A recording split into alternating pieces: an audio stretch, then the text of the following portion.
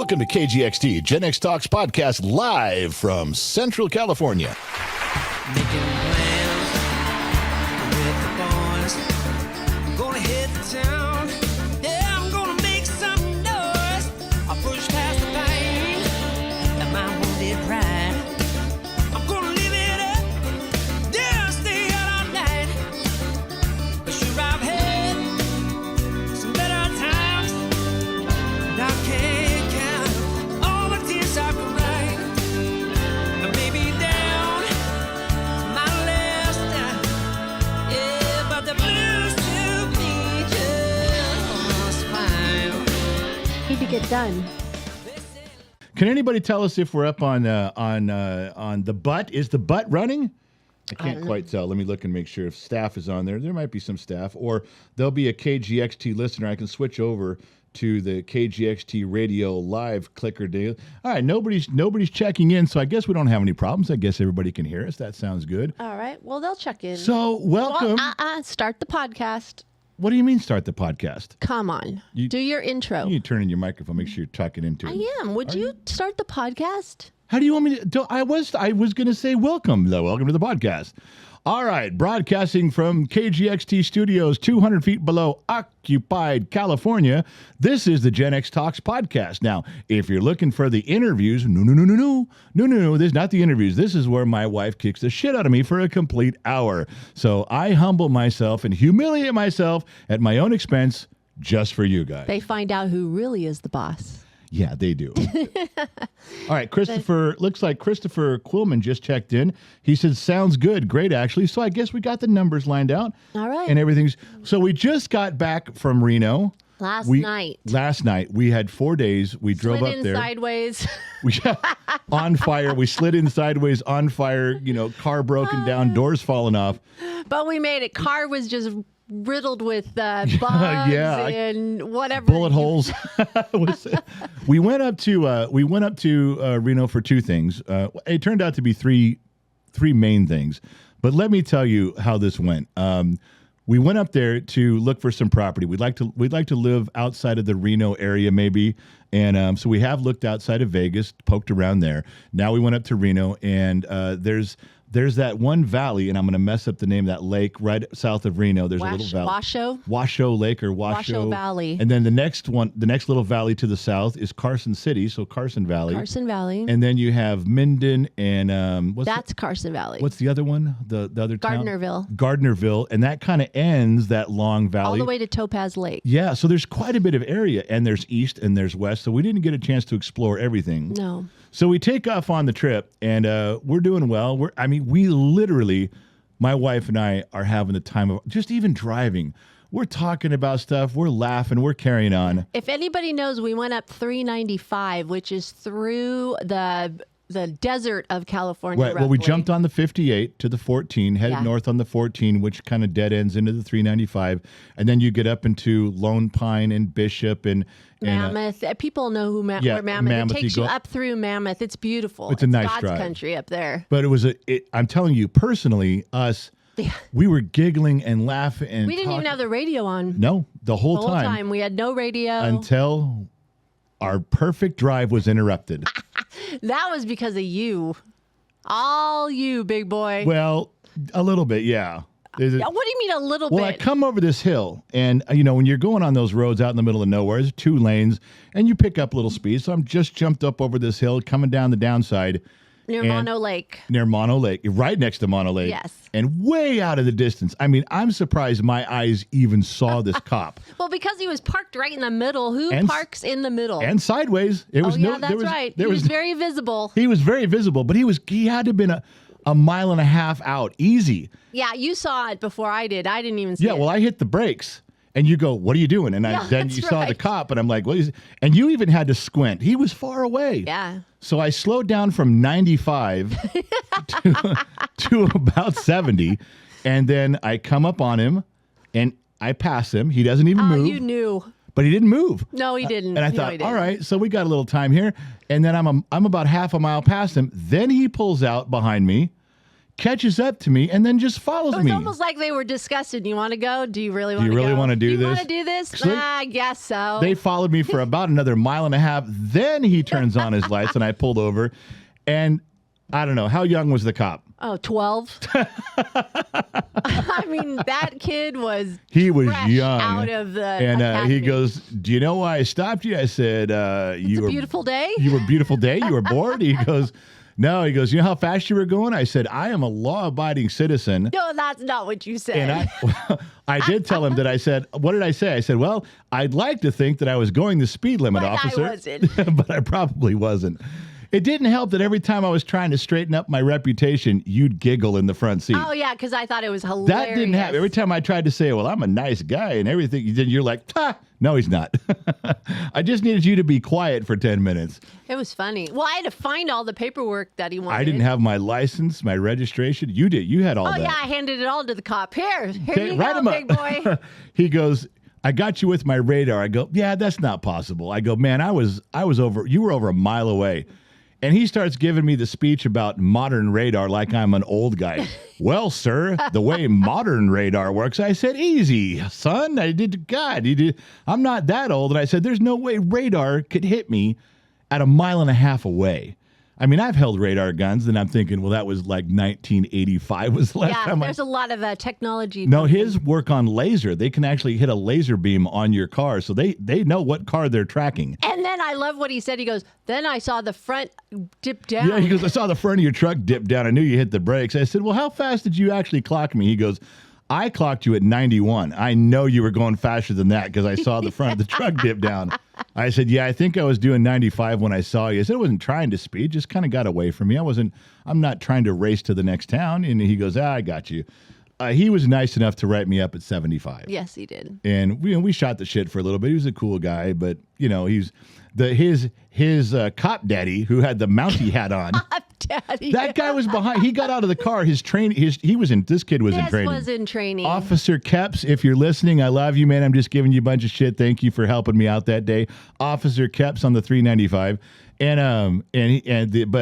the cop who had the Mountie hat behind him and the big mustache and the aviator glasses, I don't think he was having any of that. When they walked back there, I'm like, what are they talking about? Oh, yeah, that was the other thing. You're like, God, they're taking a long time talking about all this information. Oh, you know what I did like about the cop is I had a copy of our insurance, but it was outdated in the car. I had printed it out. But, Right. now you can get your insurance cards on your phone, right? Right. So he saw me look at it, and I went, "Oh, this is expired." So I said to him, I go, "Oh, I have one on my phone. Do you want to see it?" And he's like, "No, just give me the Yeah, expired he didn't want. one." He knew you'd look up the current one. He goes, "I just need the number. I just need the policy number." Yeah, that was But very he cool. knew we're not 20-year-old kids Right. racing around. He knew that we were legit. I just was speeding. Yeah. So we had a pretty cool conversation, and then something I put up on Discord. I need to put it up on the subscriber site. Was that helicopter? Yeah, that was interesting. We come up over the hill, and there's this helicopter dangling a big rectangular frame. I was going to say like octagon shape. I don't know. It was so weird. It was like a frame. It was a rectangle frame, man. Yeah, it was like a frame. And it was dangling, 100 feet below this helicopter. It didn't have any tanks on it, so they weren't spraying something. Or they weren't picking up water. No, they weren't sucking anything up. This thing looked like it had electronic wiring going all over it, so they were measuring something or looking for. It was wider and longer than the helicopter. Oh, by a lot. 6 helicopters long. This thing was fucking huge. It was big. And I even asked the cop, I go, "What, you were sitting down here. Yeah. This thing's been going up and down Mono Lake. It wasn't on the freeway. It was over the lake. It was doing something over the water." And the cop even said, he goes, "I don't know what they're doing." And we've been watching them for an hour. And we never did figure it out. I put it up on like Discord. For those of you that don't know, we're active in our Discord server, which is a bunch of chat rooms, but it's a lot of fun. Discord.gg/GenX Talks. And that's Trippy Dippy Pineapple's domain. And I put it up there. Nobody knew what it was. Nobody had a clue to what that helicopter thing was. And then, so I got my ticket. We had the confusing helicopter, and off we went. And that didn't bother me. No, we laughed for another mile. I just haven't had a laughing. ticket in 30 years, so I didn't care. I'll pay the fine and I'll do the little class. No, you won't. Well, you will. You're not doing the class. Officer When Kepps- was the last time you did that? Officer Kepps, I'm taking the class. My wife's lying. Oh, brother. So we'll do the class and I'll get it removed from my record. I But love don't- that we will do the class. the proverbial we, man. We're a team now. We're married. But you have never, I shouldn't say never. It's been a long time since you did 395. And you said to me going across the Nevada border, Right. you don't think you've ever done it I think I did it one time back in 84 or 85, but it's been so long I didn't recognize anything. But I know that I've come into Reno that way. I know I've taken, but it's just been so long. But it was beautiful it once was we gorgeous. dropped in after Topaz Lake and it just opened up wide space. Yeah. It was just beautiful. So we got to the GSR. We checked in. We got our stuff. Wait. Slow down. Checked in. Okay. The truth of the matter is, after that long drive up there, we get to GSR. Now, remember, we arrived on a Sunday. So, Sunday. We purposely did it on a Sunday. Sunday, late afternoon, early evening. You want everyone leaving and no one checking in. And the check-in line had 200 people in it. It was so long. It took us an hour and a half. To check in. Now, and when I'm sitting there, this is a true story. You know, for those of you that know, I have a wheelchair, but I don't always have to use it. I take it for various reasons, but if I push it like a walker kind of, I push it for a long time. If my knees give out, then I can sit and still move around. But in this case, my wife, you were hurting so bad from the drive, and now we're standing for over an hour in that line. I got out of the wheelchair and put you in the wheelchair. Yes. Which was funny to people standing around me. They're like, wait a minute, dude. Who needs the wheelchair, you or your wife? Because they see me get out of the wheelchair and you get into the wheelchair. They're like, what, do these two just trade off their handicap? I've always had like lower back pain and hip pain since I had cancer. I have no explanation for it yet. But when I'm in a car ride for a long time, it starts really hurting. So that was, I just want to explain that that's what it is. So let me backtrack a little bit so you guys don't get confused. MarcyZavala.com, MarcyZavala.com. She has done miracles with my wife in pain. And now we're down to basically you just have this lower back pain. And she's working on that. She got rid of all your joint pain. Yes. Almost all your muscle pain is gone now. It is night and day difference. And your hormones are now getting in balance, which I can attest to this trip. Her hormones were working. And then now we're just trying to figure out this back pain, which may be a vertebrae or a muscle or something. We don't know.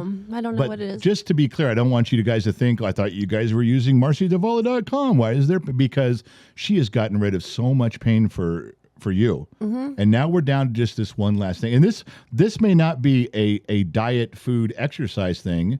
This may go back over to Dr. McDreamy's side. It may be a medical thing that you just have something wrong with a muscle or something there. So just to be clear, you guys, that MarcyZavala.com has changed her life. So we checked in. The reason it was long, we found out, was that Gladys Knight had a concert there. Now, I didn't know Gladys Knight had that much of a draw. No, but in Reno. That place was packed. Yeah. And when there are two people talking in line, and there's two black people talking in line about Gladys Knight, it's like, yeah, we go see Gladys Knight. And Gladys Knight says, and the old boy, the young kid says, the old boy says, he says, wasn't it Gladys Knight and the Pips? He goes, Pips are all dead. Ain't no more Pips. It's just Gladys Knight. You don't say Gladys Knight and the Pips. And then somebody goes, why is it called Gladys Knight and the Pimps? He goes, not Pimps, Pips. I think one guy thought it was Gladys Knight and the Pimps. No. That would have worked too. What's but that? not back then. No. It would have worked. That would have worked too, but not back then. No. That wouldn't have gone over. So well. it was super crowded. We got in our room and Oh my everything God, was we were good. so tired when we got to the room, and then we were really hungry though. Well, and the problem was there was this thing. They were finishing up volleyball tournaments. It seems like every time we go, there's volleyball tournaments. So every coffee shop, every cafe, every nook and cranny is filled with kids. So we went to, was it Charlie Palmer's? Charlie Palmer's Steakhouse. No kids in there. No. Because everything's expensive. And this is, my wife you get so mad at me. We're in a Mexican restaurant and I say real loud, hey, how about those tortillas? Can I get some frijolios and tortillas? And my wife smacks me with the menu. Stop pronouncing things like that. You white boy. You white boy. Yeah. So I goof around with the waiters and wait. Well, this one in Charlie Palmer's, there was a 2-steak special for $151. And I waited till the staff walked by and I go, What's this 151 next to the steak in the menu? Is that how many calories? That can't be the price. 151. That's got to be how many calories. She's ready to throw a glass of water in my face to shut me up. With Oh my goodness. So we filled our bellies with a nice steak dinner. Never disappoints. There was a pimp daddy working the crowd. Remember that guy? This old boy walks in. Ooh, he was dressed. He was dressed to the nines. This black dude, probably in his early 60s, dressed to the nines. He had the shirt buttoned down with the gold chain and some gold rings. He had a cane and he had like a trilby hat. He walks in with 3 or 4 women and sits down. They're waiting for the concert. Yes, they were. So he brings them into Charlie Palmer's. Everybody's he's drinking. ordering drinks for everybody. And he's talking, and he just met these girls because he says, well, let me tell you a little bit about myself. Let me tell you when I was a young man. And he's working this, and he kept 4 women interested for an hour. Yes, he and did. he didn't miss a beat. And then they got up to leave right about the time we did. Right. You're a little bit ahead of me, and he sees you. He hits on you. He goes, hi, or what did he say? He said something like, "Hey, sugar, how you doing?" Oh, yeah, that's right. Because That's what he said. it's like, I got room for one more. I acknowledged him. You did. And I smiled. You smiled back. And then you showed up, and he was like, whoa. Yeah, I was like, hey, man, you already got 4 chicks there. Leave mine out. Come on, man. Don't. And you could tell in his face, he's like, I can't help myself. I just got to throw it out there. That's going to be you. What? About 10 years. Oh, come on. Oh, yeah. I'm not that smooth. I'd like to think I am, but that cat had it going on. I almost wanted to walk up and fist bump him just because. He was cool. Working it. He was working it, yeah. So we did find a place to eat without kids, and it was delicious. And Dr. McDreamy, I think he's the one who recommended that to us years ago. Yeah. So we've gone by there a couple times. And so we exhausted from the trip, got my ticket, an hour and a half in line. And then we finally found a place to eat, and we go back up and crash out. And I went out. Yes, you did. I stacked. This hotel has 4 pillows on each bed. Oh, it had I was the most pillows I'd ever seen on a bed. And then it had all those big permanent pillows, the matted pillows, like decorative. Pillows. And they're huge. Yeah. And you threw 4 of them off your bed. And I'm like, give me those, because we had 2 beds. I don't know how we ended up with 2 beds, but I built a Yeah, so fort. we didn't share bed. That was kind of cool, though. You had your bed, I had mine, and we were fine with that. Yeah. That was cool. And then, and I'm telling you, I built a fort out of those pillows, and I crashed in the middle, and I was out. Yeah. I was gone. Yes, you were. So that's how our 4 days started. And to be fair about this, the next morning we got up. I got up early. I was in the shower, got my meds, got my pills, got my stuff going, and I'm ready. I'm ready to go. And you got up leisurely. You weren't dying. You got up. No, and then breakfast the next morning was delicious. I couldn't believe their coffee shop was so good. Normally, hotel coffee shops are like Red Rock. I love the Red Rock Casino in Vegas, but one of their coffee shops that we eat at is just the most bland food ever. And this place had some really good food. Yeah, it was really good. Then we did our trekking around out. I mean, I drove. I can't remember the name I drove first. We went out to that one way far away. Yeah, the North Lemon Valley. So if you guys look up Lemon Valley, there was 10 acres out there for sale for like $150,000, and it was way out there. And I don't mind being way out there.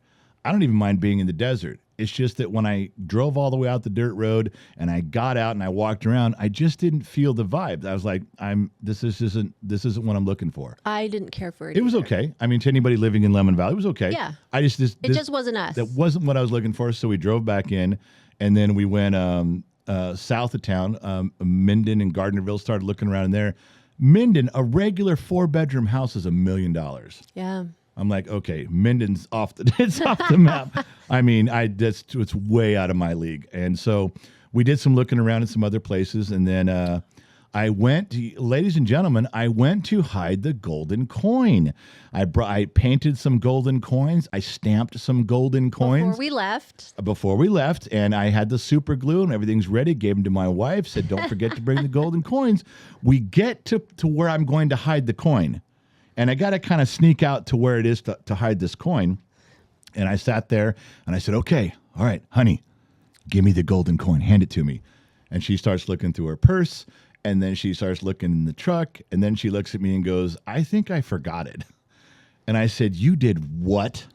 Now, you've explained the story 6 times, but you don't quite explain it right. So on radio, you got to get it right. What happened with the golden coins? Well, before we left, I had a certain purse, my purse that I was using the whole time. Right. And I went downstairs, I collected everything, put it in a Ziploc bag, and put it in my purse.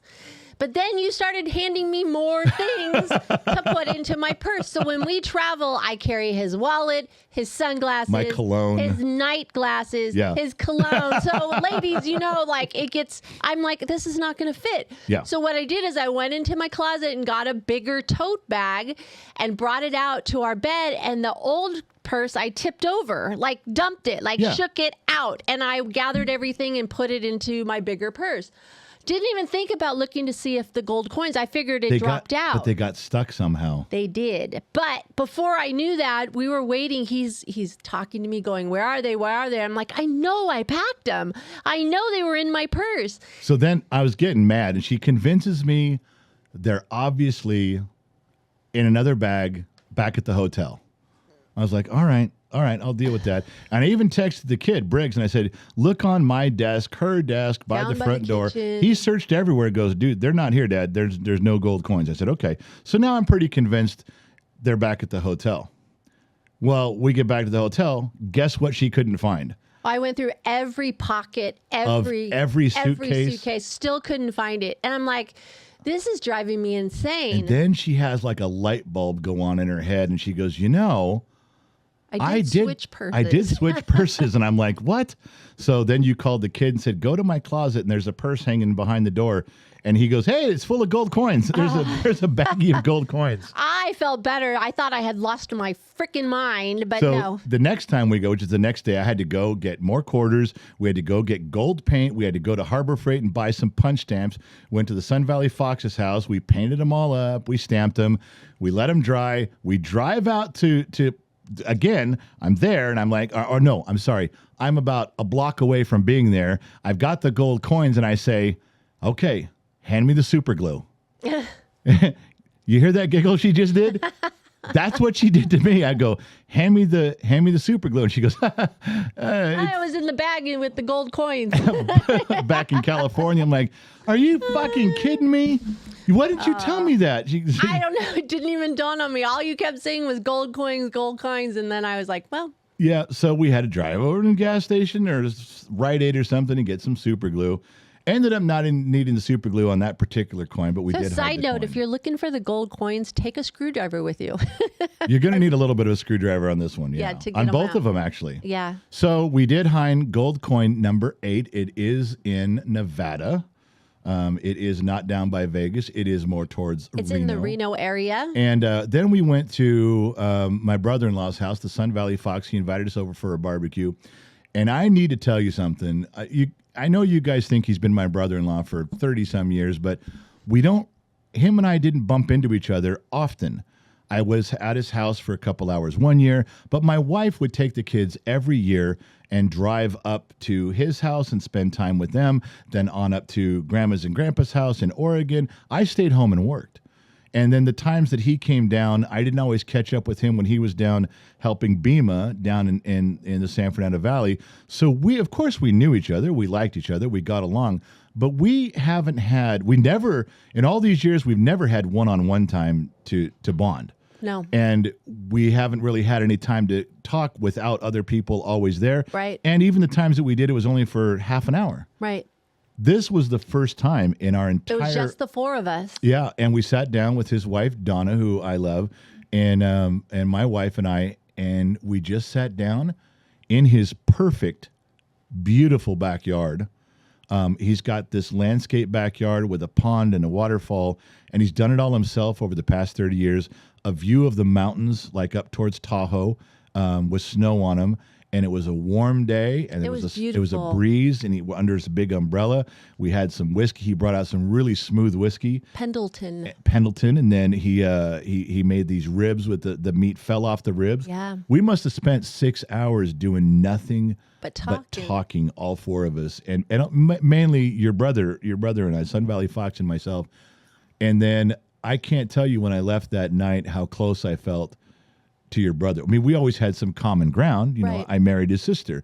But to find common ground as men, all the things that we did parenting that were the same, our values that were the same, our politics, our religion, are the things that we just touched on that we're like, oh yeah, and we just it was a flow. I can't tell you what a blessing that is, because you, as you know, you don't know how you're going to get along with all your relatives. You don't. You marry a person and you're stuck with their in-laws.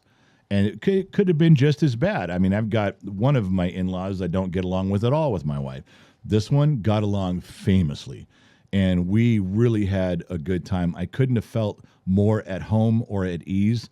And we stayed till it was too cold to stay anymore. Yeah, outside. That's right. And then we drove back to the hotel, because it's not very far. It's 30 minutes or so. Drove back there, grabbed some snacks on our way up. And I don't remember which night this was. It's not important. But we get to this thing, and we're we're walking to this area where they have this total snack bar is so cool. They have fresh made donuts, carrot cake, and pizzas and deli sandwiches. It was smart. They did a smart move. It was with like that. they had one, and they made everything fresh. And it's right off the casino floor. So if you had munchies and you didn't want to Yep. go sit down at a restaurant, you wanted to keep gambling, you could go grab it and Yeah. get back to gambling. It So was smart. we- They had it laid out great. I forget what comment you made. We're walking to the place, and it was a little crowded, the walkway, and you said something, and I stopped. Yeah, Remember? right in the middle of the walkway. Everyone's moving, and I go, "Hey!" I was joking with you, like, "Hey, what are you talking about? Don't talk about me." I'm like, people are behind you. And the dude almost runs into me from behind. Anyway, we get to this little place just a few steps away, and that guy who I almost made run into me, Yeah. he points at me because he got ahead of us in line, and he'd already bought his stuff, and he leans over and he points. He goes, "Hey, man, I like your shirt." And I looked down, and I had my little Generals, little white circle Marvin thing Yeah. from Gen X Talks on, Yeah. and I point. I go, "This?" He goes, "Yeah, I know." He looks at me like he goes, I watch them too." And I was like, "Okay." And I said, "So this?" He goes, "Yeah, I know what shirt that is. I know who you're talking about." But he was behind me, so he saw the big thing on the back of my right, shirt. your face. And where it says Gen X Talks in big letters. So he knew, but the way he said it was like, he looked at me like, "Do you watch them Like too? secret code. Do you watch Gen X Talks too?" And I'm like looking at him going, "Yeah, I watch Gen X Talks too." Do you not know who you're talking to? Because it's like walking up to Eddie Van Halen and going, "I love Van Halen, man. You should listen to them. They're a really good band." Exactly. So I think I communicated with him, yes, I do listen to Gen X Talks. Yeah, that was funny. So, but then my wife cuts in front of this old woman. I Now- didn't even see her, to be honest. And she really didn't. wasn't in the right line. No, she wasn't. I didn't even see her. But I she really was- thought she was just standing there. She was 95 or 98 years old. And you walk up and start ordering, and she kind of moved her walker and then just looked at you, didn't say a word. But everybody else saw what you did. Yeah. And they immediately, even though she was not in the real line, they made a comment. So I started joking with you. I'm like, "Hey, you just cut off this old lady. What are you doing? You fucking around?" And you're like, "What? I didn't." So then this woman, we started talking, and this woman may be 95, but I think she's a little bit of a scam artist too. I think so too. I Because- think she's been there before because they were like, Yeah, the staff knew her. They're like, "Oh, okay, there she is again." So I she walked. conned something out of you. She did. She conned me, but she stood there and I said, "Hey, I'm sorry, my wife got in front." She goes, "It's okay. It's all right. I have $5 and I really want 2 brownies." And I said, "Well, go get 2 brownies." She goes, "Well, they're $5 each and I've only got $5. And I said, "Well, tell you what, I'll buy you a couple brownies. Put that $5 away." I said, "Let's get you a couple brownies." So I told you, Right. I go buy her 2 brownies. And so she was frail and moving slow, and she was talking slow, and she had these big puppy dog eyes. She says, and she's 95. She says, I'd like 2 brownies, but I can only afford 1. I got $5. Sound like Oliver. And as soon as I told her I'd buy the brownies, she straightened up. That's right. She put that $5 back in her bra, and she says, "Ask him to heat him up and put some whipped cream on him." That's right. And right there was the con. I was like, "How would you?" All of a sudden, she knew. I didn't know they would heat up your brownies and put yeah, whipped she'd cream. been there before. And when you told them They almost rolled their eyes at you like, oh, you just got bought. I and know. I sold. said, hey, make sure this woman gets her brownies. They're like, yeah, we know. You know? Yeah, I'm not saying she hoisted that walker up over her shoulder and walked away, but it's what it felt like. As soon as she got the 2 brownies out of me, she straightened up and talked normal. Hey, make sure they heat him up and put some whipped cream on him, will you? What? I know. So we got our food. She got her brownies, and everybody was happy. And I got a really good piece of pizza. You just went all Tool Time Taylor on us when we were in Reno, and you saw that big, huge commercial building of Snap-on. Do you remember? Oh, in yeah. Carson, I think it was Carson City. Yeah. Yes. No, I don't know where it was. I thought it was in Reno. Maybe it was. I don't know. It But it was in that area, but it was huge. It was a and you were Snap-on like, tool "Oh, building, 10 football fields long. And I was like, oh, daddy. I want to go visit. I want to go walk up and down the aisles of that store. Yeah, that piqued a story about owning a tool truck. Do you remember? I Well, don't yeah, think you've because said we that did story. at one of the points we did we scheduled a little one-on-one time. If any Gen X Talks fans were in the area, if you guys are viewers or listeners, we went to GSR and to the Crystal Lounge. The way Right the in the GSR middle. set up, big, plush, beautiful lounge bar in the middle of the casino. Yeah, it's and they're nice. huge, comfortable chairs, and the bar top is crazy looking. The bar top. And we just picked a spot and said, hey, if anybody's in the area and you want to stop by. We didn't make a big production or an event out of it. And we still had, overall, we had couple handfuls of people there. But that was one of the conversations that came up about owning a tool truck. Yeah, you want And- to tell him about in Vegas? Come Well, on, tell I wasn't him. going to tell him that part. Yes, tell him about it back in the day. well, Go back in the day when We I- had story time with Gen X Dad. There was my wife has always told me to get a tool truck, do it as a job, and I just never did. And but in Las Vegas, tool trucks, I'm not sure if you guys are familiar with how they works, but if you're on a Matco truck or a Mac Tools truck or Snap-on, you drive from garage to garage or dealership to dealership, and you sell tools to mechanics for an hour, and you move on. And in Las Vegas, it's huge competition between the tool trucks, and so Matco. There was like 6 dealers in Vegas, I think, at the time. They all kind of got together, and they weren't getting as many. They were losing revenue share. They weren't getting as many mechanics on their trucks, so they decided to try to find a way to, they try specials and 2-for-1s and all these things to get mechanics to come on the truck and buy tools. Somebody got the bright idea they should hire strippers, and they would pay these girls about $200 for a few hours work or whatever it was, or $500 a day, and they would just stand there naked on the tool truck. And tool trucks are pretty narrow. You go on there, you can't fit down the aisle with 2 people at all. Especially if there's a woman in there with knockers, you're rubbing up against her every time you go What a by. way to sell tools. Their tool sales went through the roof. They had a rule that says you can't just come on the truck and look. You can't just You browse. can't look at the tools? You can't browse the tools. No, they said. Once the girls were on the truck, they said, you either come on this truck and buy something, or you got to make a big payment on your account. Was there a limit of what you could buy? Oh, of course not. But there was a minimum. I tried to buy I meant a minimum. Yeah. I tried to buy a screwdriver that was like a pocket screwdriver, and the dude goes, not good enough. If you come on this truck, you're going to rub up against a titty woman. You're going to spend $100 or something. Smart So, marketing. yeah, so that was the Vegas tool truck story. But Matco as a company caught on to that, and they said it violated one of their morality clauses or advertising or something. But they did it for 2 or 3 months one summer. And Yeah, those guys probably made a fortune. the other tool Then all of trucks. a sudden they saw their sales go real high and was like, "What's going?" That's what And turned then, it on. and then the other trucks like Snap-on went, how come our sales are dropping? yeah, and how how come- come Matco's like going off the roof? Yeah, everyone's buying Matco tools this summer. Yeah, that's a true story. That actually happened. So I heard. I mean, my friends were on the tool truck. I bet. They told me about it. Sure. So I can't say that it was true, but they Right. told me about it. So it's sure. probably accurate. Yeah, right. And then that's kind of how the stuff happened. And we're supposed to go from 6 till 8 talking with fans, friends of the program, and we went till like 9:30, 9:45, and met some great people. Some people that we had met before, but some new friends that came by, and I got some pictures. We'll post those later today. And boy, some new directions to go look for property too. Yes. Because people that are there, they know the areas. So I'm not saying that there's any areas that I disliked. I'm not saying there's areas I wouldn't want to live. I'm just, as every human being, if you have a preference, something will catch your eye. I just haven't found it yet. This was just observation. You were just heading out to see where everything was. I had to get a lay of the land. I didn't know where things were. So next time we're going to go look at, what's that valley east of town I wanted to go look at? It's like an hour east of town. Well, it's out near Pyramid Lake. Okay, out that way there was something there because one of the guys who came by, Matthew, he had 40 acres out there and he's describing it. I said, well, I want to come look. Yeah. So he told us how to get there. So next time I'm going out towards his place, if I know where he lives, I'll stop by and say hello because I'm going to go there.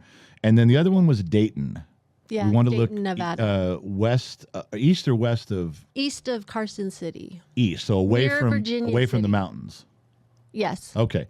Dayton is another place we want to go look. There's a few. And then we want to look really far south. What was it? Topaz Lake, you said? Near by that, yeah. Gardnerville. Really far south of Gardnerville, like before it goes up over the hills. Those are 3 places we're going to go look next time. We're going to go back. And but that's kind of how the trip went. Now, so do you remember what Matt told you about Pyramid Lake and the Indian? Because it butts up against the Indian reservation about the water babies in the lake. Matthew tells this story, and then all the other locals that are there, They're like, yeah, that's true. It's true. I'm like, you guys are all full of shit. Every one of you, fuck off. This is not true. And then they're like, no. It's an Indian legend. This is what happened. And they tell the story. Now, help me out with the story. I looked it up, and it's a They folklore. said you got to watch out on the lake for water babies. Yeah, fishermen disappear and stuff like that. And I water said, babies. okay, why? And like, well, now what was it? Somebody. The story goes that if a baby on the reservation was born, with problems, a defect. They or thought it was something retarded. They thought it had one arm or something. They drowned them into the lake. Yeah. That's what they said. And? Well, then the water babies come back for revenge. They're around. So they're like, yeah, fishermen go out there in boats and they capsize, and the spirits of the water babies drag them under the water and drown them. And I said, okay, so wait a minute. So Indians kill their babies because they don't like them, some birth defect. Why do these babies come back and drown white guys? Why do they come back and drown white fishermen? What do we do? You think the water babies would tip over a canoe with some Indians? And I go, this makes no sense. Why are they mad at us? I don't know. And see, they're like, well, this is just the story. How the story? I said, well, the water babies are very racist because we didn't do anything. This is not fair to fat white fishermen that we're getting in trouble. We didn't do shit. Yeah. So yeah, that was one of the stories that was out there. Yeah, exactly. So we went back the last day. Remember, we were going to go out and look around, but we ended up going back to my brother's so you could do the gold coins. Yeah, and that was supposed to be there 10 minutes. Yes. And we were there like 4 hours hanging out in his garage. You bullshitting. were hanging out in the garage with him. Yeah. That's another day that you guys just got off on the same thing and looking. You were hanging out in the garage going, ooh, oh. What was one of the things that you found what he did? Well, I looked over at his miter saw, and he had built a workbench, but he had recessed the miter saw down in the workbench. And as I'm sitting there looking at it, I said, did you recess that miter saw perfectly level so the deck of the saw is now the exact height of the workbench? He goes, yeah, that way I can put like 20-foot planks on here. And I went, holy shit, that's genius. That was smart. And it just was clever how he put it together. I liked it very much. Yeah, it was fun. We had a good time. Now, to be fair. Uh-oh. The 30th was our anniversary contract renewal. Yes, it was. We didn't entirely have 2 beds for a little while there. That's true. We had negotiations. On the same bed. I lost. I lost the negotiations completely. I gave up. I promised anything that she wanted to have. I said I would change. I would be better. Come on, let's just finish what we're doing. Now, I won't go into any gross detail. Thank God. However, when I started losing weight, I called Dr. McDreamy because he wanted progress reports on losing weight.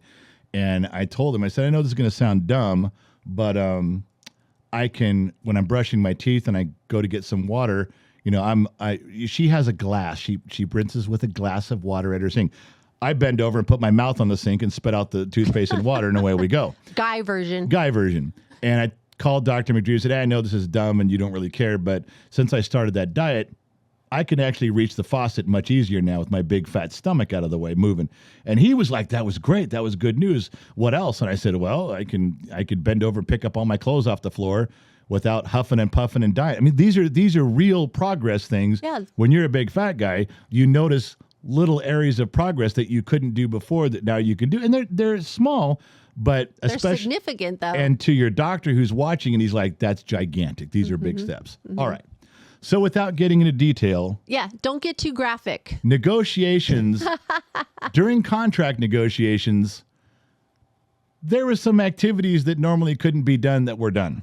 And that's all I'll say. And I was like, That holy was good. I said, I remember standing up going, hey, you see what I did? I said, I couldn't do that a couple years ago. All right. That made your whole Man, day. it was great. I didn't care if I lost the negotiations. I threw open the drapes and stood there like Superman looking out that. Yeah. looking Almost out like that Simba. window. It was yeah, like holding up that Simba pride lion thing. That's I was just, it was amazing. So yes, contract negotiations went well. I lost all the negotiations. Her hormones definitely are working, and she's not as limber as she used to be. Give that. She was sore the next day, but I had some minor accomplishments that will go down in the history books for me. Thank you very much. So yeah. Well, okay, let's move on from that. So we did have that was our anniversary, and it was to be honest, you guys, it was a great 4 days. It was. Usually, even when you go on vacation, you're thinking, okay, got to get up, got to go get breakfast, got to get out of the hotel, got to go here, meet my friend, do this. We literally had no set plan other than the barbecue evening at the Sun Valley Fox's house, and it turned out the whole weekend turned out just smooth. It was fun. It was relaxing. We didn't, not that we didn't miss home, but we weren't worried about home. We just kind of. And everybody says this. Everybody goes, "Oh, my vacation was so great," and it was one, and it wasn't. I mean, I've done the same thing. I've come home and said, "Oh, we went on vacation. It was perfect." It wasn't perfect. No. There was fights. There was arguments. There was bad weather. You know, you always just put on your Facebook story that, "Oh, it was my life is wonderful." This one really was low pressure, easy. We didn't really accomplish anything spectacular other than we just enjoyed every minute of it. Yeah. Which we was, did. I can't remember a weekend that we did that where just everything was fine. And we didn't even gamble. No, didn't even gamble once, not even one. Not So then we left and everyone we were going to go out towards Matthew's house that the Wednesday we were leaving. Right. But everybody told us I-80 was going to be blocked with road construction. Yeah, we were coming home a different way. We were going to come up over the 80 and then drop into Sacramento. Go through and over home. Truckee and Donner Pass and come down into Sacramento. And everybody says, oh, it's going to take you 3 or 4 hours because of construction. So we didn't go out towards Matthew's place. We did end up going over. It wasn't that bad at all. There was a few slow spots and it wasn't too tough. So we on our way, and I won't give anything too specific, but after we left Reno and before we got home, I know that's a big journey. For us, coming home from Reno, it usually takes 6 hours, like 6.5 hours on a good day. Yeah, and it took over 10 this time because we stopped a We lot. stopped 3 times. One Yes, we was did. we met, now I'm going to mess up the names. Phil, Phil McNeil, we met him and his beautiful daughter. She is so cute. Jackie. She was adorable. Yeah, she was And gorgeous. he gave me some McLaren Jack Daniels hooch. whiskey. Yeah, and I Yes. was jazzed about that. Very thankful for that. That was amazing. And then we met, and I'm going to mess his name up. Ryan Edwards in Ryan Modesto. Edwards in Modesto. We stopped and saw him, and he has a.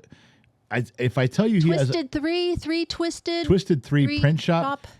If I tell you that he does T-shirts, that's not even coming close to what he No, does. He no. specializes in Letterman's jackets, and then he does some. What did he say he does? Like It's a weird- 300 a year, 500 a year? Yeah, it's a weird implementation. He's now making button-down bowling shirts. Yeah. That have this weird process where the ink. He doesn't. It's not like he just puts a little color on there. The whole It's shirt. almost like a sublimation of some almost, sort, but yeah. it's and he does the whole shirt that way. And it's not screen printing If in either. other words, if you get a black shirt with a blue stripe, Right.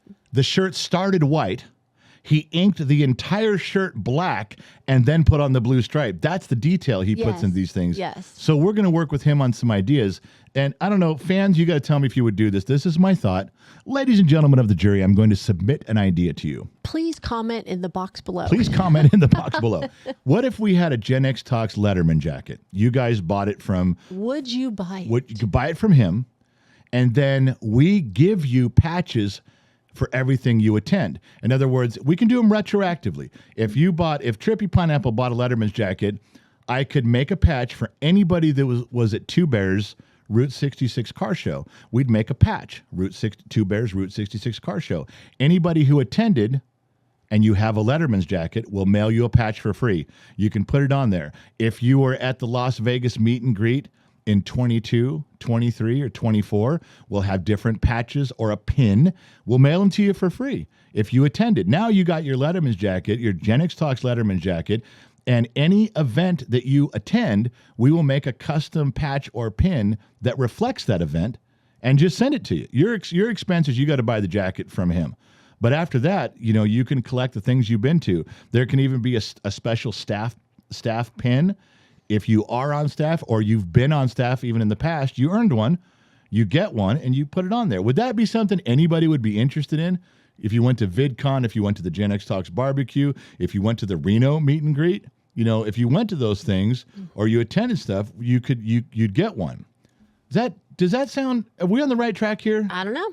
We'll have to find out. What do you think? Give me a little something here. You're just kind of staring out the window right now. Well, Eric says he would buy the jacket. That would be cool. He said in our chat room thing going on. He said he would buy it. I think so. I'm just thinking where we live, it's a little warm for it. That's all, to wear it. Well, it's more nostalgia than it is. I mean, that's like saying they don't give Letterman's jackets in Vegas. Of course they do, and they know it's hot. But I mean, the idea is that you have it for the collector's purpose, the nostalgia purpose. Sammy Judge just wrote, Trippy would have a lot of patches. Trippy would have a shit ton of patches. Trippy, there's things we'd have to make a patch just for Trippy because he's the only one who did it. Oh, God, that is so funny. Or like you said, you brought up a good point when we're talking with, what was the name again? Ryan Edwards. We're talking with Ryan. You said make a gold coin patch. Yes, for anyone who finds the gold coin. That's very specific and very unique. Yeah, and there's only going to be 50 of them. Exactly. So that if you got a jacket, you'd get a gold coin pin. No, not pin, patch. No, didn't you hear what I was saying? I know you were looking at your phone and shit. I very specifically 19 times said some things will be a patch, some things will be a pin, and you can collect the section of pins. I thought the gold coin could be a gold coin and then whatever number they found. I think so too, but because it's metal, we could make it into a little tiny pin. Oh, Lord. Why we're disappointed? You because don't ask for my opinion. You look around the room. I was looking and for I catch answers. You off guard. Don't start with me. I swear sometimes I look over. Oh, my gosh. If I had a brick, I would bust you up your head. I'm telling you, I look over sometimes and I just want to go, what do you think? Because I know you weren't listening and have you go, that sounds great to me, Apples Bob. are red. How's that? Contract negotiations are over. Now you're right back to not listening to me again. Sounds familiar. You broke contract every year since then. Unbelievable. Oh, so that's our idea. We are going to push forward with this and see if it works. And the letter will be GXT. Yeah, your letter will be GXT. And if it works, and you guys remember, we'll probably sell them through our website, but it's not to make money; it's to just get the jackets out there. And if it works and you guys buy them, we'll make the patches.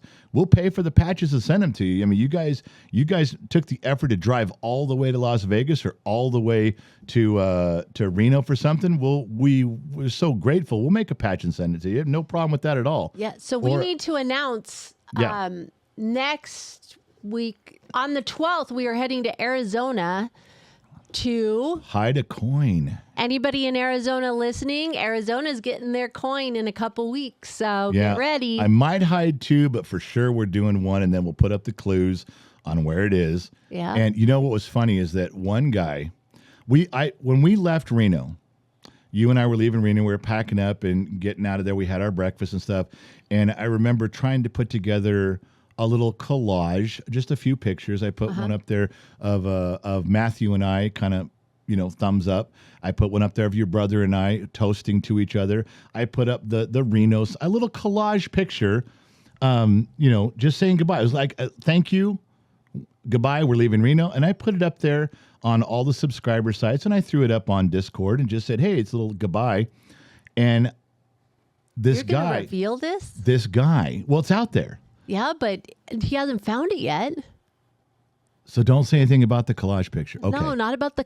All right. No. All right. I won't. But Don't do it. I was amazed. Half an hour, this guy calls me, like, hey, man. I went, oh, God damn it. All right. Leave it alone. All right. Moving on. So on our way home, we hit another coin. Yes, we did. In California, Northern California. We drove around, did something special. Clues are coming today on that. And then we will be in Arizona with more clues. And also, for those of you not paying attention, this is May 2nd. So this is Thursday, May 2nd. This Sunday is the Lakeside Barbecue and Car Show. Anybody local that Anybody, wants to... anybody who can drive to the Bakersfield area this Sunday. It's Sunday. I think it officially goes from 11 till 2, but I think we're going to be there like at 9 or 8:30.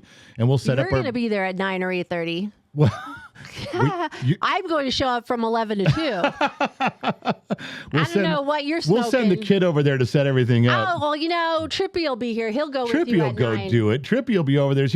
He'll knock on the door and go, give me the stuff. I'm going over now, and we'll set it all up. He's got a truck. So, but if you guys want, I'll buy anybody who shows up. I'll buy you a sandwich. We'll walk around, talk about cars. We're going to put a table and some chairs up right in front of our booth. It's Giving low away pressure. free stuff. There'll be some stuff to give away. If you guys make the trek down there for these kids, this is for an elementary school. They've been having a barbecue for 81 years.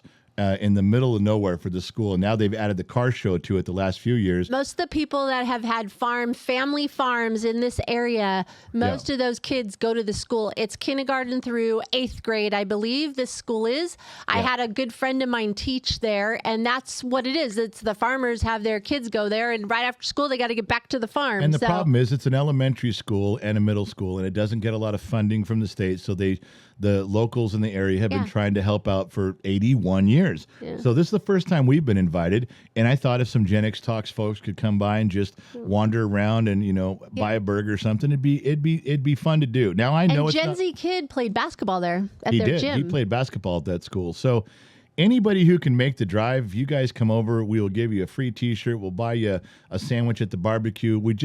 It just is to show support for this is rural America. These are farmers. These, all these kids are way out in the middle of nowhere. They wake up at the crack of dawn doing chores before school, like old school farming.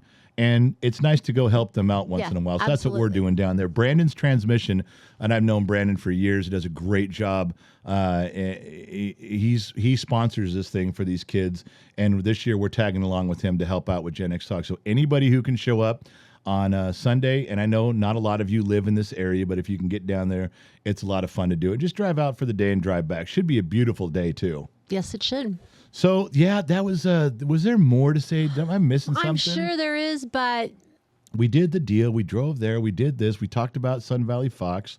And, God, I can't tell you how comfortable I felt at your brother's house. That's the best way to describe it, because I've never really spent a lot of time there other than just kind of was in the living room and said, but their house is a home. Yes, it is. When you walk in, you feel like you belong. And our sister-in-law, Sun Valley Fox's wife, daughter, she's absolutely adorable. She is beautiful, and she is kind, and she has this great beautiful hostess. She's a beautiful smile. She does. She just smiles, and it makes you smile back. I couldn't have been more comfortable being there, and so I know Sun Valley Fox doesn't listen to the podcast, and I don't think his wife does either. So I'm not saying this to them. I'm saying it to all of you guys. It's nice to have relatives that make you feel like you are part of the family and at home the moment you get there. For sure. And that was a big thing for me. So you guys kind of got caught up. What else am I missing on the stories on that? I don't know. Well, I'll tell you, the people... Save some for the live stream. The people that showed up to the meet and greet. Yes. I think I told more Wild Bill stories. Yes, you did. But you kept telling me. I know, because those are hilarious stories. Like, you go, tell him this one, and then I'd say it, and then you go, what about the one with the gunfight? And I tell him that. What about the one, and you just kept me going. And like, what about when your dad tied you to a fence? And so we tell him the story. But I'm telling you, they got more knowledge of Wild Bill than I think anybody has. About you? Well, less about I was there, but less about me. That's like saying I was part of the Dodgers and Lakers dynasty because I had tickets to the game. They won the game. Well, I was there, but Wild Bill did all this stuff. I didn't do any of this stuff. You were just there. I was just there, officer. I was not participating. Okay. So we did the drive. We came back home. That was your limit, though. Even with the new truck that we got, super comfortable, newer truck, the heated seats, the lumbar, everything we could get for you. Yeah. 10 hours on the road, even with small breaks. That's your limit. Oh, yeah, I was done. That Plus was all the driving we did, over the last 4 You days. really didn't have any downtime, but now I know 10 hours is the extreme limit for driving with you, not to try to go any further. In fact, 8 is the sweet spot. But if you had to push it, you could do 10. But that was it. I watched you. You were leaning forward in the passenger seat, and I'm driving, and I'm rubbing your back with my right hand. Yes. You At know, the end of trying to last night. But just- we both slept pretty good last night. I think so. I did. We were tired. I went out. So It's always nice to come home to your bed. it was, yeah, when you're home. So we did the trek, we did the stuff. Oh, here's something else I did for my losing weight, less than fat ass accomplishment. Tell the truth now. Did I not get all of the suitcases in one run? Yes. Well, yes, you did. And did I not get all of them upstairs, carrying them all at once? Yes, you did. There, I couldn't have done that a year ago. No, you couldn't. My fat. I thought you were going with you had one soda the whole 4 days. Oh no, I think I remember. Well, here's the You thing. had mostly water. Mostly water. And the thing I did that would be a plus for Dr. McDreamy listening and MarcyZavala.com listening is when I'd order something, I would not order like, a triple, quadruple cheeseburger with chili on the side and fries and a Coke and an appetizer. No appetizer. And I wouldn't even finish all of my dinner. I just wasn't hungry. Yeah. I didn't eat it just because it was in front of me. Right. You stopped. I stopped like, okay, I'm kind of full, so I left it there. So I ordered average meals and didn't even finish them. And the several times, I don't think I finished one soda. I think maybe I had 3 sodas over 4 days, and I know I didn't finish any of them. No, you didn't. Maybe You did half of a soda. You did awesome. And you felt better because Oh, yeah. of it, too. Completely. Like you were getting in and out of that truck. And I was moving hopping around, baby. I was moving. I'll tell you what I did miss, though. What? I missed it with a passion. I was so sad all 4 days. Why were you sad? I kept this to myself. Okay, go ahead. In all of Reno, I couldn't find any yuck water. You had yuck water. I didn't have any. I cried in the mornings. I kept it to myself. There was no yuck water in Oh, sight. brother. I'm sorry. I looked for it. Dr. McDreamy, MarcyZavala.com. I tried. There was no yuck water to be found. I wanted to continue the tradition of yuck water every morning, and it wasn't available. I'll get you some today. We'll get back on track. I So, apologize. Here's something that's going up too. You got so mad at me this morning. I shouldn't even tell this. She got up, she stumbles around, she goes, I'm going back to bed. She crawls back in bed and she's covered up and she covers her eyes with her hand because the sun's coming through a window. So I stacked a bunch of pillows on that side so the sunlight wasn't in her face. And then I stood there and I said, hey, you awake? And you're like, I grunted. I am now. And I said, well, open your eye where you can see me. So you opened your left eye and you looked at me. And I did my superhero pose. Yes, you did. I did. In the bed, I said, and I remember saying out loud, I go, don't look at my Johnson. Look at my superhero poses. I'm doing the dab, as they say. Yeah. And I have lost another 1.5 pounds. Yes, you have. So I had to wake you up for that. You weren't happy about it, but I did wake you up for that. So that'll go up. Everyone's bugging me. Not everyone. There's like 2 guys that just every couple of weeks, like, dude, you're not updating the fat guy page. Let's go. And I feel guilty. So I need to do that today. I will after it's over. But yeah, I've lost it. And I lose weight. When we leave, I eat less. You're more active. And I walk a shit ton. I'm pushing the wheelchair. In fact, I didn't ride anywhere in that wheelchair this trip at all. No, you didn't. You didn't push me What one did place. I tell you about it, though? You were kind of hunched, because it's low, you were kind of hunched over. I go, put your shoulders back. Well, see, that's the thing is that you Stand at attention. Okay, ladies and gentlemen, this is a perfect example of where your wife just bitches because she can. Let me explain this. I am not riding in my wheelchair anywhere. I am walking and walking and walking and walking everywhere I went. And instead of my wife saying, hey, that was really great. You walked like 6 miles this weekend and you never sat in that wheelchair once. You used it as a walker and you were great. That was outstanding. You know what she says? I'm pushing this wheelchair around and it hurts. I'm walking, but it hurts. And I'm doing it. And she goes, you're not standing up straight. You're hunched over. Can't you stand up straight? I'm like, it's a wheelchair. To reach the handles of the wheelchair, I'm a tall guy. I have to bend over. And I didn't sound like that, just so you know. What? I didn't sound like that. That's exactly how you sound. That's not. You said, can't you stand up straight? Nope. And you look at me and said, put your shoulders back. How do I bend over to grab the handle of the wheelchairs and stand up straight and put my shoulders back? How would you physically do that? I have no idea. Well, then why are you bitching at me? Why wouldn't you say, nice job, honey? You're doing great. Nice job, honey. You're doing great. It's a little late. I just said it. So we were walking in the casino and she starts bitching again. So I shot the wheelchair in front of me.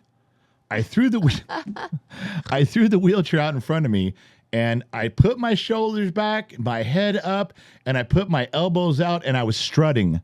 I was strutting behind the wheelchair. People looked at you and like, what the hell? Well, when I shot the wheelchair... God, he's walking. I shot the wheelchair out in the middle of the walkway, and everybody saw the wheelchair fly, so they all turned to see some big fat guy strutting with his head in the air, walking like the cock of the walk. Miracle. It's a miracle. And I went, I was trying to piss my wife off because she was being so stupid bitchy, and all I did was about 40 people looking at me going, dude, are you okay? Pretty much. Did your wheelchair get away from you? We can get that for you. I don't know. I got to think before I react to some of this stuff. I don't have a car story.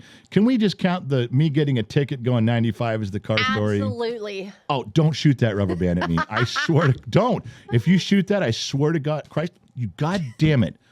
I purposely missed.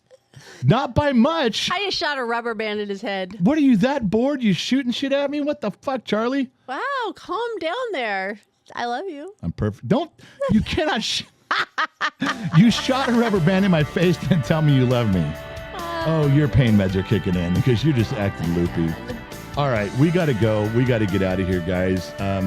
Say goodnight, Gracie, and I'll turn off your mic. Good night, Gracie. All right, thank you guys for tuning in. Not sure where you're listening in from, AM, FM, Sirius XM, or on perhaps along the Armed Service Radio Network. Remember two things. Wherever you go, America, there you are. And I'll catch you guys on the flip side.